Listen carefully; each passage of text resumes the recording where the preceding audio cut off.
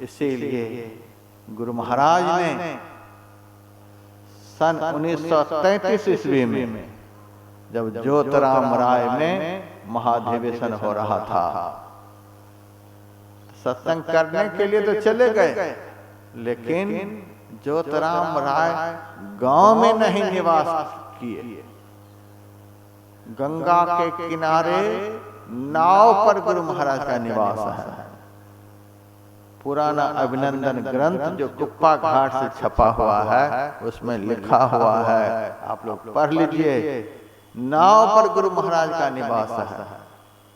सारे सत्संगी गए हाथ जोड़ने के लिए। सरकार, हजारों हजार भक्त आपके दर्शन के लिए आए हुए हैं और आप इतनी दूर नाव पर ठहरे हुए हैं, इतने भक्तों को आपका दर्शन कैसे होगा?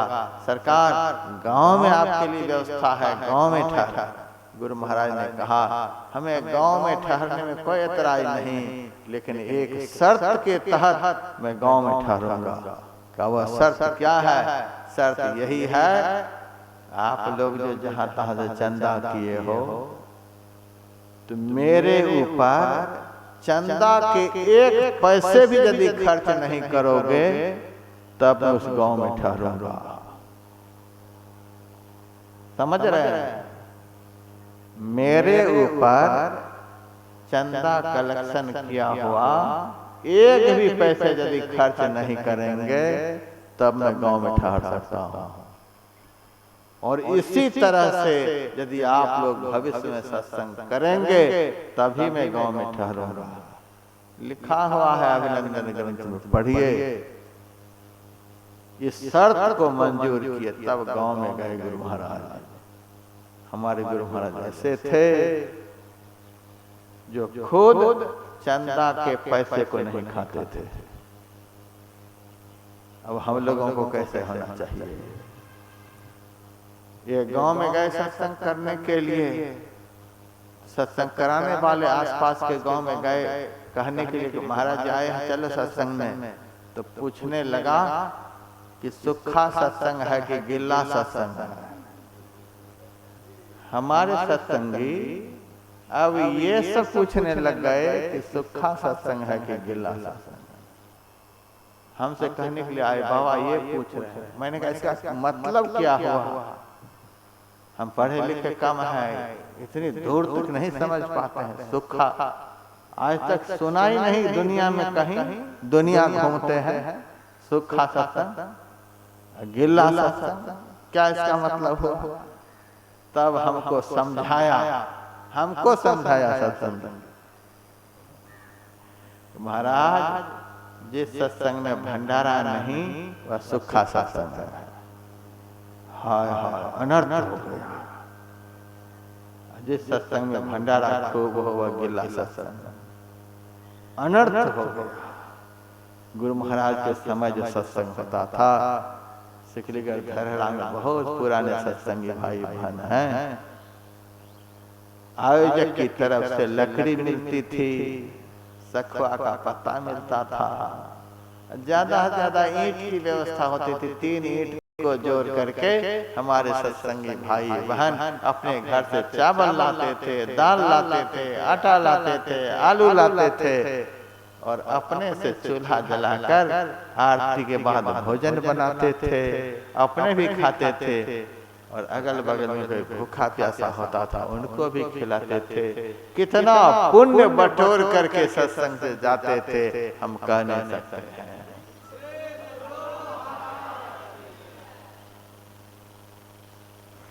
सभी सत्संगी भाई बहनों से हाथ जोड़ करके अब प्रार्थना कर रहा हूं, यदि संत मत को बचाना है तो भाइयों बहनों,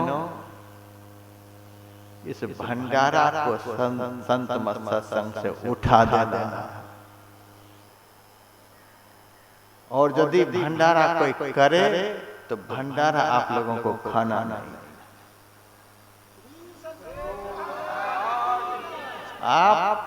आपके सहयोग से सत्संग होता है।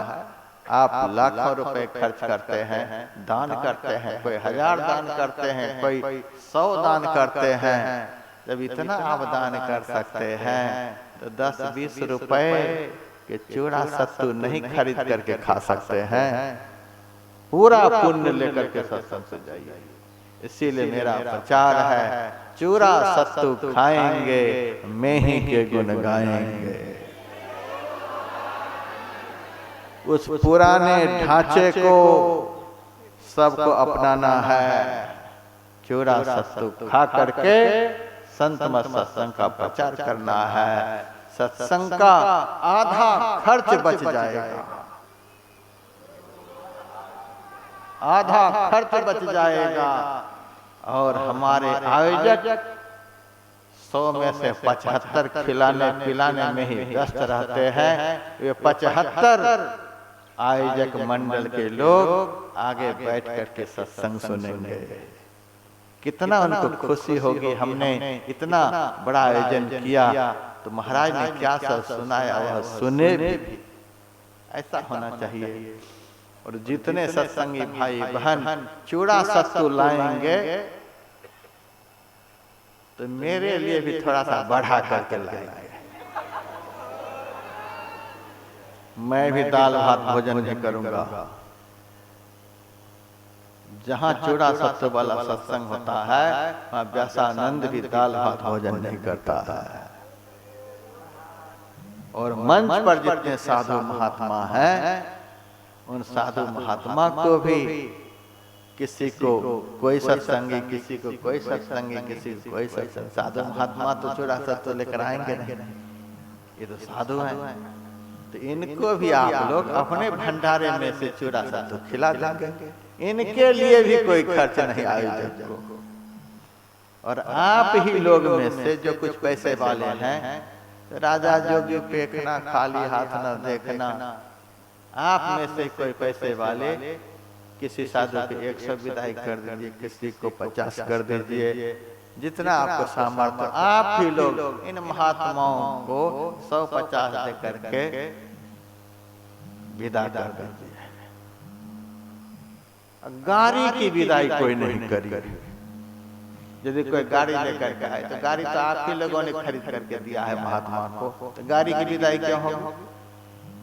महात्मा की विदाई के ठेका लिए गाड़ी की विदाई करेंगे।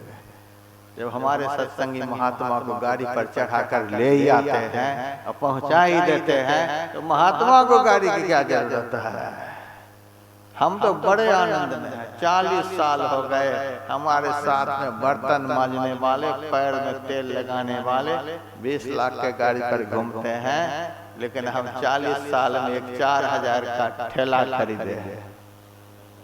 एक आश्रम से दूसरे आश्रम में गोईठा लेकर के जाते, गोबर लेकर के जाते, राशन पहुंचाते हैं। 4 आश्रम हरिद्वार में है, कोई नहीं।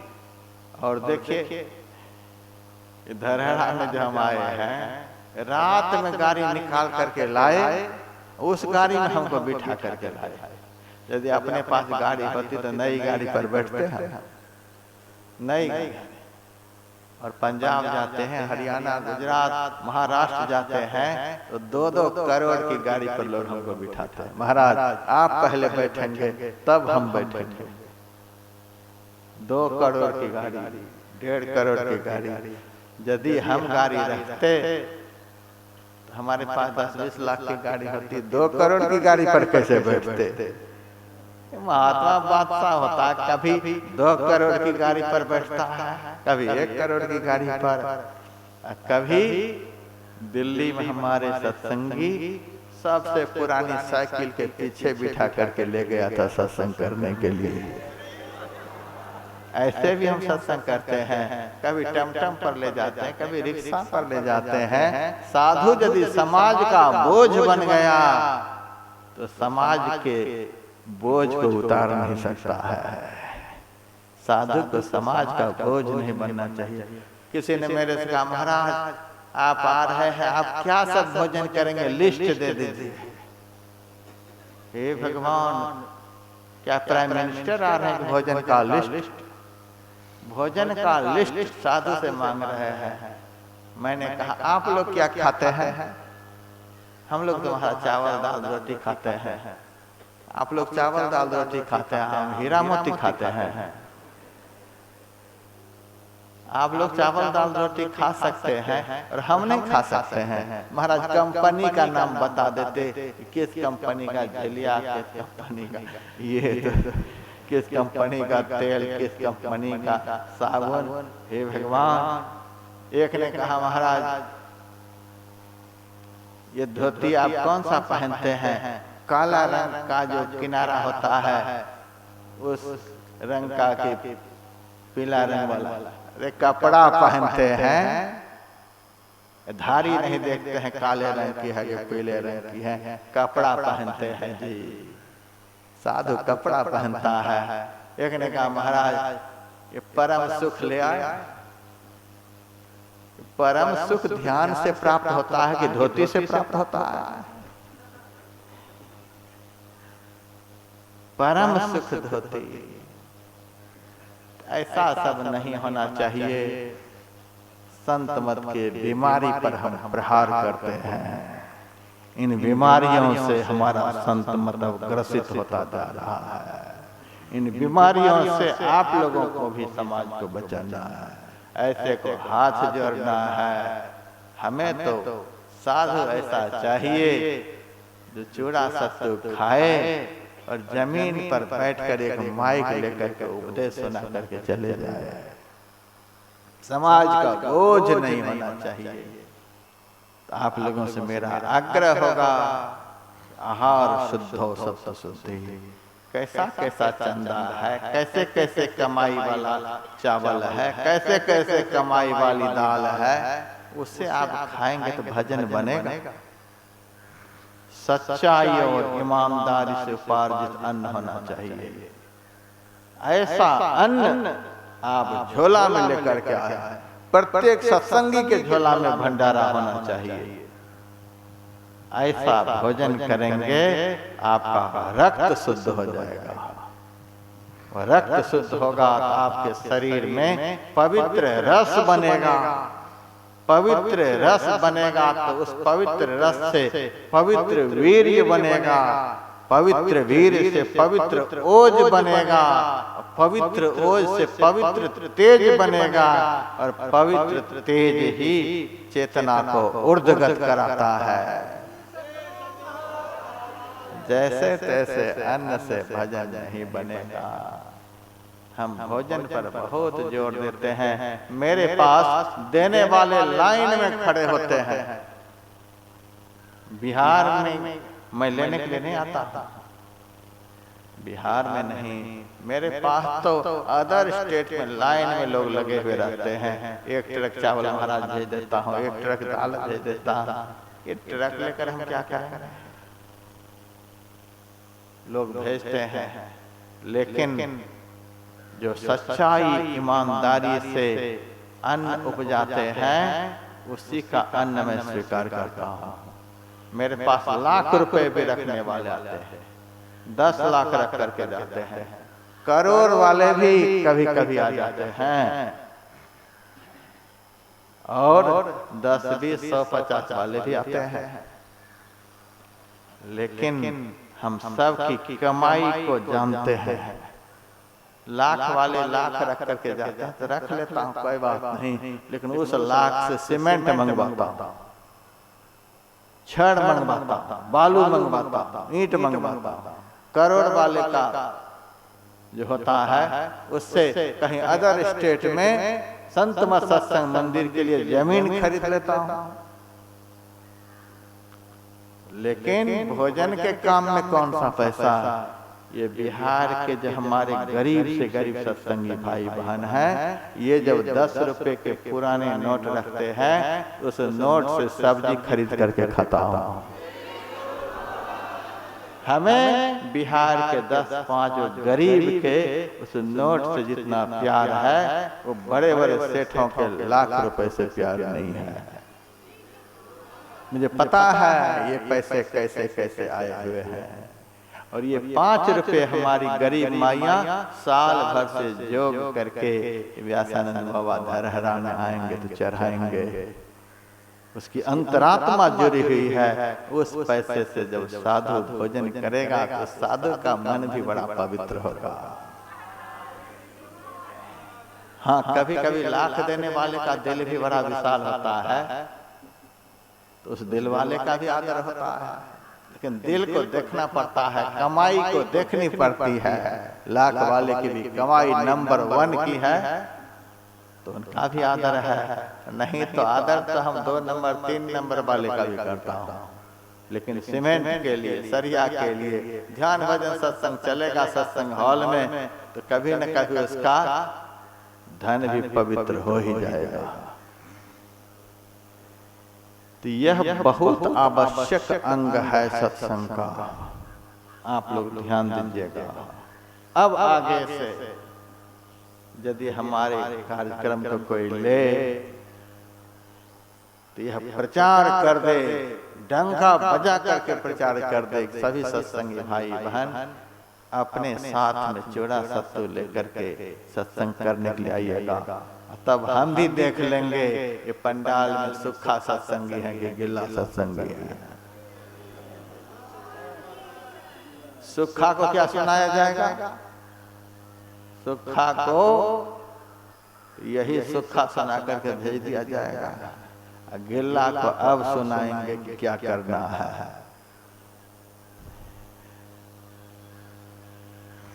तो पवित्र भोजन करना है, शरीर को सुई की तरह सीधा रखना है। ध्यान के समय सुई की तरह शरीर सीधा होना चाहिए, और पत्थर की तरह शरीर स्थिर होना चाहिए। लोगों को पता नहीं चलिए आदमी है कि पत्थर है। पूजा बंदर की नहीं होती है, पूजा पत्थर की होती है। देखते हैं मंदिर में पत्थर की प्रतिमा है, उसकी सब पूजा करते हैं, और माँ बाप को चाय भी कोई नहीं पूछते है। महाराज बेटे चाय नहीं पूछते हैं। क्या बात है, पत्थर की बड़ी पूजा हो रही है। क्यों? पत्थर को जहां रख दिया जाता वहां से हिलता नहीं है, और ये आदमी तो हिल करके कभी उसके दरवाजे पर, कभी उसके दरवाजे पर, कभी वहां तो कभी यहाँ। हिलने डुलने वाले का सम्मान नहीं होता है, सम्मान तो स्थिर होने वाले का होता है। तो ध्यान में ऐसे बैठे कि शरीर पत्थर की तरह स्थिर हो जाए। हम पहले ही दिन आपको नहीं कहते कि 3 घंटे बैठ जाए, 5 मिनट से शुरू करिए। सुई की तरह शरीर सीधा हो, पत्थर की तरह स्थिर हो। हाँ, लेकिन जो बहुत बूढ़े हो गए हैं उनके लिए हम कैसे कहेंगे सीधा करके बैठो? तो भगवान ही टेढ़ा कर दिया, आप सीधा कौन करेगा?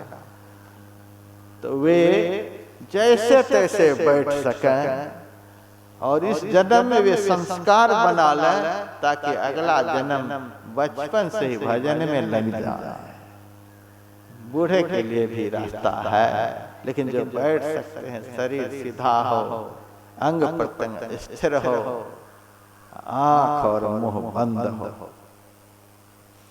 अब आंख मुंह को बंद करके करें क्या? आंख बंद करके अंदर में ठीक सामने देखें। सामने में कहाँ देखें? गुरु महाराज ने पदावली में लिखा, 2 नैन बीचों बीच सन्मुख, एक टक देखत रहो, आप ही वह बिंद झलके पट गिरा निर्खत रहो। आंख तो बंद रहे, मुंह भी बंद रहे, और दृष्टि बिल्कुल सामने। ख्याल न ऊपर जाए, न नीचे जाए, न बाएं जाए, न दाएं जाए, ठीक सामने देखना है। और सामने देखते हुए पहले करना क्या है? तो बैठ के चक्षु मुख मौन इष्ट मानस जप, उसके बाद ध्याना। पहले जप, उसके बाद ध्यान। यह आंतरिक इष्ट पूजा है। पूजा के लिए आप लोग पंडित जी को बुलाइएगा, तो पंडित जी पहले देवताओं का आवाहन मंत्र बोलते हैं, इंद्रादि 10 दिक्पाल यहाँ गच्छ। और उसके बाद बोलता है यह तिष्ठ, आगच्छ मतलब आओ। देवता को हम बुलाते हैं, पहले बुलाते हैं, उसके बाद कहते हैं तिष्ठ, ठहरो, बैठो। बैठेंगे तभी तो पूजा करेंगे। बुला तो रहे हैं, आए कि नहीं आए, पूजा शुरू हो गई। यजमान भी पागल, पूजा कराने वाले भी पागल, दोनों में से किसी का तालमेल ही नहीं कि बुला रहे हैं, आए कि नहीं आए। यहाँ गच्छ, यहाँ आओ, यहाँ ठहरो। जब इष्ट हमारे आएंगे तभी तो पूजा करेंगे। तो पहले बुलाना है। हम लोगों को पहले किसको बुलाना है? हम लोगों के इष्ट, हम लोगों के देवता, प्रथम देव गुरुदेव जगत में और न दूजो देवा। हम लोगों को आंख मुंह को बंद करके गुरु महाराज को बुलाना है। और किस तरह से बुलाना है? पदावली में गुरु महाराज ने लिख दिया, त्राहि गुरु, त्राहि गुरु, त्राहि गुरु कहो हो, तन मन गुरु पद अर्पण करो। त्राहि गुरु, त्राहि गुरु, इसका मतलब हे गुरुदेव हमारी रक्षा करो, रक्षा करो। हम जन्म जन्म से भवसागर में पड़े हैं, दर्शन देकर के हे गुरुदेव हमारा उद्धार करो। इस भावना के साथ मंत्र का जप करें। जप करते समय जप का अर्थ भी समझना चाहिए। गुरु गुरु जो जप रहे हैं इसका क्या मतलब होता है? जप का अर्थ होता आवाहन करना, बुलाना। बहुत बड़े आदमी को बहुत प्यार से बुलाया जाता है, बहुत आदर के साथ बुलाया जाता है। हमको धरहरा के सभी सत्संगी भाई बहुत साल से बुला रहे थे। एक बार में तो हम नहीं आते हैं, कितनी बार कहाँ कहाँ गए मेरे को बुलाने के लिए, तब इस बार आए हैं। कितना कहने पर, कितनी बार कहाँ कहाँ जाने पर, कितनी खुशामद करने पर तो हमारे जैसे आदमी आते हैं।